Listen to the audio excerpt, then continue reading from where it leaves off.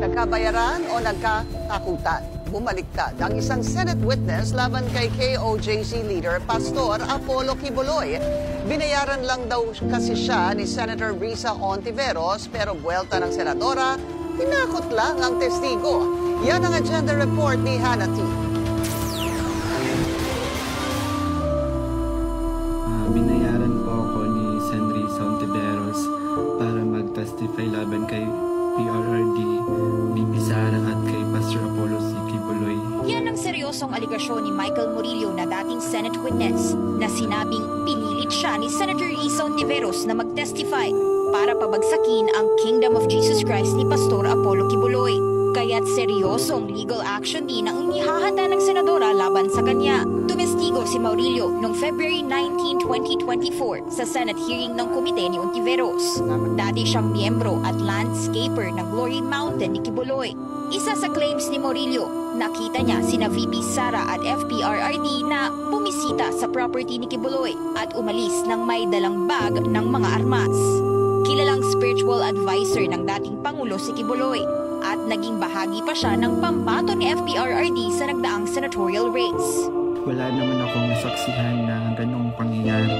Pinilit din akong idagdag yung pangalan ni Senador Bongo at Senador Bato de la Rosa sa affidavit kapalit ng mas malaking halaga ng pera.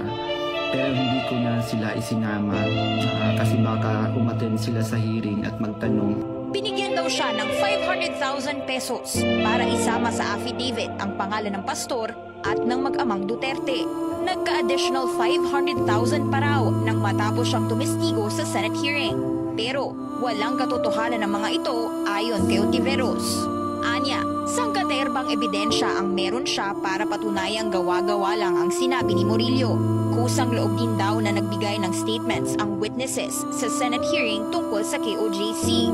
Lahat ito may paper trails, videos at screenshots at handang ilabas ng opisina niya sa tamang panahon. Dagdag ni Hontiveros, may mga tangkari ng pananakot sa kanyang staff at mga testigo pero hindi magpapatalo ang senadora sa tinawag niyang act of harassment at intimidation at hindi nila palalampasin ang mga nasa likod nito.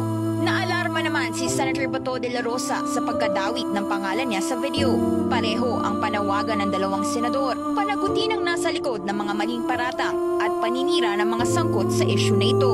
Ang komite ni Hontiveros ang nanguna sa Senate investigation pagdating sa trafficking at sexual abuse sa loob ng KOJC. Ngayon, behind bars na ang pastor matapos ang ilang linggong manhunt ng opisyal sa kanya. Para sa agenda, Hannah T, Billionaire News Channel.